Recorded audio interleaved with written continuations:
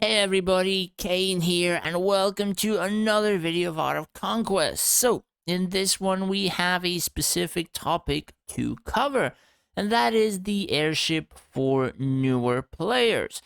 So, in the previous video that I spoke about airship, majority of the information was for people like myself who played the game for quite a while, like a year after, and some of that information even new players did use, but as I spoke with my buddy, new players might actually have a little bit of a different way that they could go with information to perhaps make it better for themselves.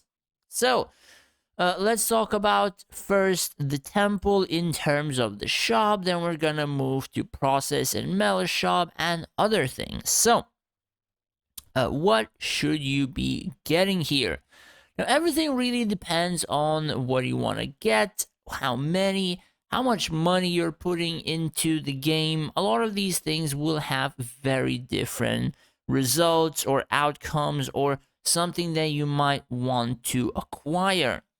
So essentially, the Silverwing literature materials will unlikely to ever be worthless. So both of these you should buy every single day. Like I would probably suggest you buy this every single day. I mean, some specific maybe box is gonna come out that you're gonna get a lot more of these because as it goes a little bit further on, we're like actually getting a lot more keys and feathers.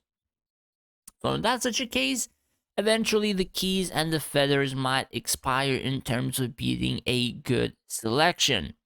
Keep that in mind. The other thing is, I would probably suggest most people to focus two resources in the new server. One being the scroll scraps. Now, the thing about the scroll scraps is that the feature is on castle level 40, so it really depends how quickly you're gonna reach it. Now, why would somebody focus scroll scraps? Again, this information is only for new players. The thing is, to upgrade the hero mastery, it takes a lot of scroll scraps. And I get maybe like 7,000 of them every 2 weeks. So saying it can be done free to play or without focusing utility boxes or stuff like that is no longer an excuse.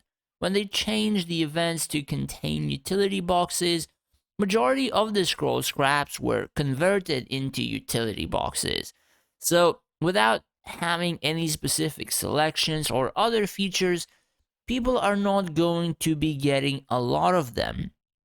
So, the only thing that I could suggest for people is when they're above castle level 30 or so, probably they should start buying the scroll scraps from the temple just so they would start acquiring enough to get Arcanate probably one of the first few days of this particular feature unlocking at castle level 40.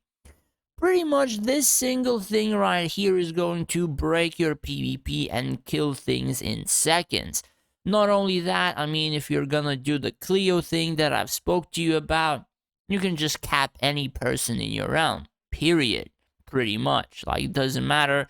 Usually, even if he's a few core million above you can actually do that. I'm even doing that to 5 million core above, and that person has a tier 17 research. So, yeah, this is probably one of the more broken abilities in the game.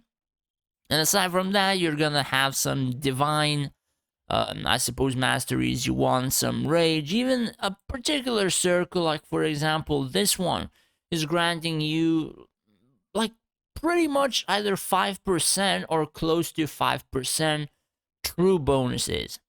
I'm not sure which one is the truer in terms of the prism attack percentages or this, but essentially the last time I checked, 5% provided me pretty much close to as 5% as it could get. So keep that in mind. One of the better features to focus on.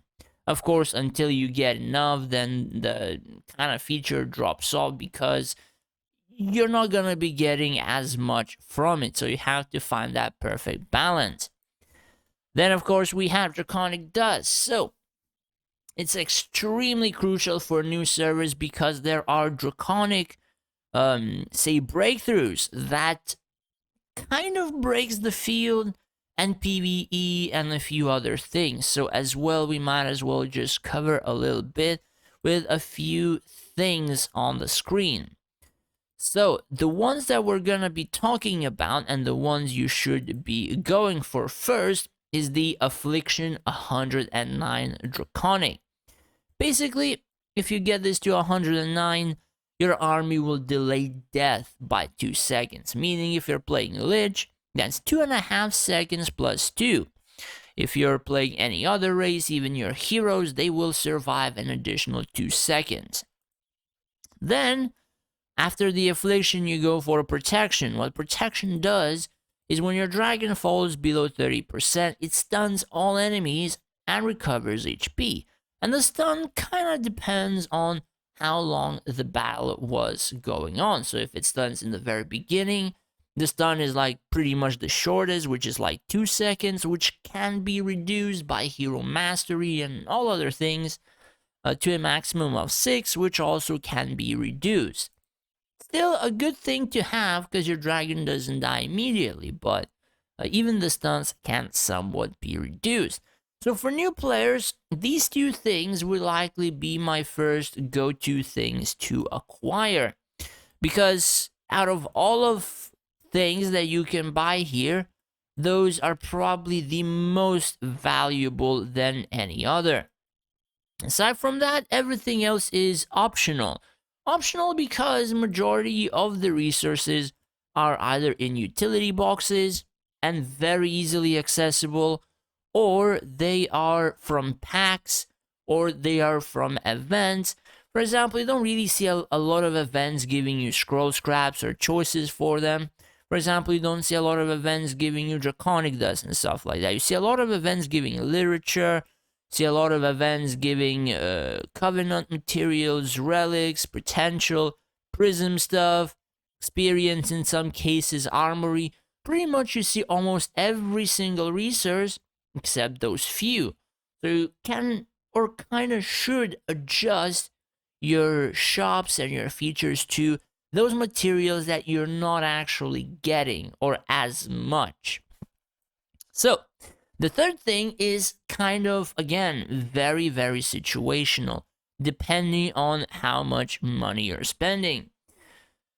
Now, this is probably one of the worser things that many people can acquire. However, again, you have to take into consideration that this is the only material that you cannot purchase with money. Meaning that if you cannot purchase with money, and somebody in a span of 90 days would be buying this pack, and you would not be, that person could theoretically get about 1.5 to 2 free-to-play artifacts above you in a new server. So if both of you are spending money, as we spoken with our friend, there are quite a few artifacts that kind of do mean a lot. So you still can fight against that, but the fight becomes a tad bit harder. So let's talk about the free-to-play artifacts and the important ones. So, Malarnok Codex for Avril. When you get that hero mastery that I spoke about, this is pretty much the top artifact for your Avril to do a lot of damage. Buffs her damage, uses her abilities, and of course grants her invincibility once she is casting any abilities. And even a continuous channel like Blizzard, she will have I think a 4-second invincibility or stuff like that. So this is one of the few artifacts you want high star. Then, where is it? Then we have Sacred Wings. This is the second artifact, which you kind of want 5-star. Grants HP percentages based on the wearer's max HP. Has buffs to accuracy, damage, a sort of CC, protection from CC rather, increasing attack speed. The way I kind of noticed this particular buff do is it doesn't always protect from CC, or it protects from like 1 CC, and then the entire thing disappears, because units still have the ability to get stunned, from what I've noticed, or specific stuns for that matter, rather. So it's not 100% protection, so you're basically just looking at majority of the other buffs. The other one is Astrarium Foddy, pretty much one of the very few abilities that make your frontline tanky. Now, majority of the buffs go up until the 4-star, and the 5-star literally makes the artifact twice as impactful, because all of the buffs are going to happen twice as fast. So that is why all of these, say, free-to-play materials, the faster you get them, the better it would become for you. But again, as I said before, it depends how much money you're spending. If you're not spending much, this might not be the best thing for you. If you're spending a lot, this is the only thing that you cannot buy. So that would have a ton more value for you than, say, somebody who is free to play. Then we have the 4th artifact, called Tempering Charm.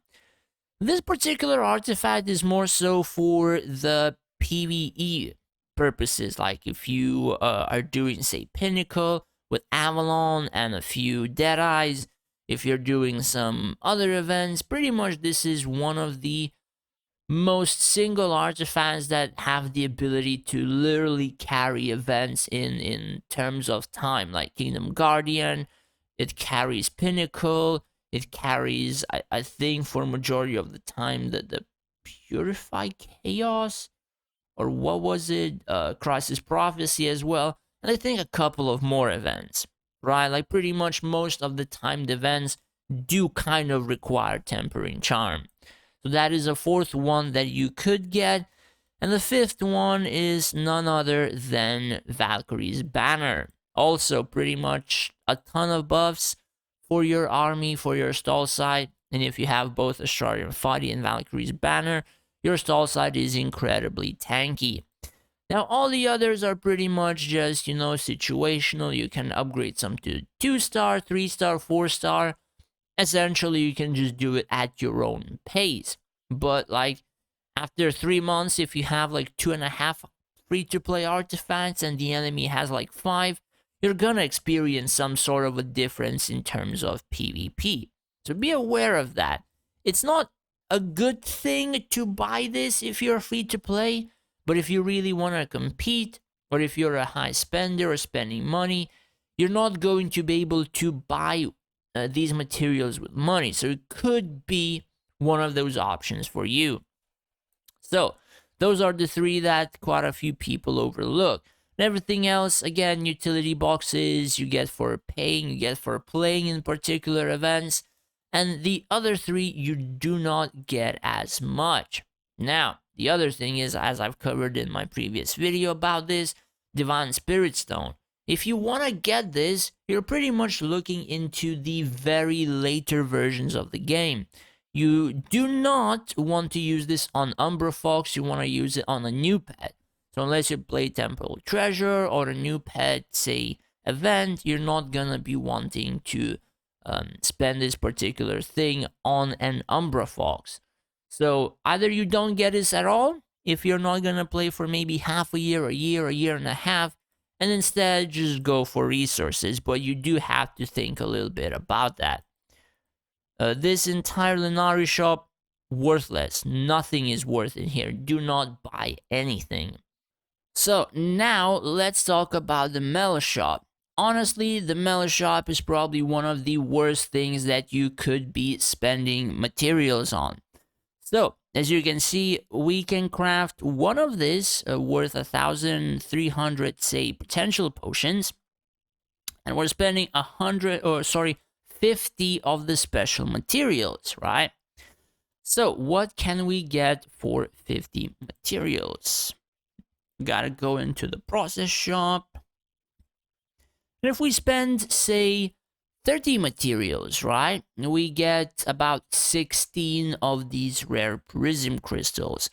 So let's just go into inventory and inspect a custom utility box. So from this utility box, which is the, I suppose, the mid-tier one, we're able to get what I think like 2.7 custom utility box worth if we just craft this in terms of the process shop. And as you can see, we're only gonna get say 1,100 if we use 2 custom utility boxes, and we're still gonna be spending more materials on those potential potions than we would be on the rare prism crystal. Now, if we would spend 45 of those special rocks, we would be, I don't know, getting a lot more. Like, for example, it would be 8, 16, 24.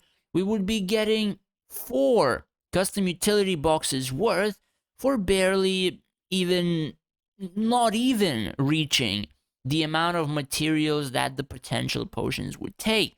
And that is pretty much like most of the materials in the melee shop. Now, yes, the melee shop does have different stuffs. Like, for example, process does not really have the basic prism crystals, doesn't have potential potion, scroll scraps, whatever. What you can do is just get more materials from process shop and then maybe sacrifice a few utility boxes for the other stuff that you want to get. That would highly likely be the best go-to scenario. So keep that in mind. Process shop is always better, even if you literally max this entire thing in terms of research. Yes, even then it's a lot better, highly better. So aside from that, exploration, what do you want to do? Pretty much the same thing as explained before, hero research above others. The thing is, you still want to do dailies, because the dailies, they have pretty much like double the amount of these special things. And if you level them up and do them every single day, you're gonna level every single one of them higher, and you're gonna get a lot more daily materials. Keep that in mind, all dailies, and then grind heroes. If your heroes are very, very highly upgraded, you have like thousands of those experience cards in your inventory, you might as well want to differentiate it a little bit and maybe go for universal, like for example the haste planes, or you want to go for, say, something like, I don't know, like the Northland or whatever for your army. Really depends on you and what else you would require. Personally, for me, and for many people like myself, we didn't have this experience that we're getting from Airship, and we want to max out our heroes. So heroes are kind of the better thing for us. And yeah, I think that's pretty much it. Those are the few different things for newer people that could potentially use it for their own benefit. Now again, do keep in mind, this information is only for new players. You're gonna have that in the title. I'm gonna probably place like a tag in the very beginning for new players on screen. So don't mess yourself over. Again, this is for new players only. We have spoken to this a little bit with my buddy, and actually this would be a better solution for people. So yeah, keep that in mind, because people are not able to level their castles faster and higher than the experience that they can acquire. Like, there's literally people with more than 2,000 to 3,000, 600,000 experience cards from the process shop, and they're just sitting in the inventory because they literally overfocus this so much. And yeah, that's also a thing. So you don't want that many experience cards sitting doing nothing. You kind of want to get stuff which will essentially improve your account, make it better and stuff like that. And you have to think about it and which would be the better one for you as well. There's many options, many options for you to choose from and what you might actually require. But yeah, that's pretty much it. Hopefully you guys found it useful. If you did, do hit that subscribe button. It would help me out a lot. As well as if you would wish to support me more than just watching my videos, I have made a Patreon page where you would be able to do just that. And in return, I would be able to help you out more individually. in terms of events, PvP formations, and stuff like that. Plus, I would like to thank all of my patrons for the support. I really appreciate it for your subscriptions. Thank you guys so much. Thanks for watching, take care, and stay safe out there.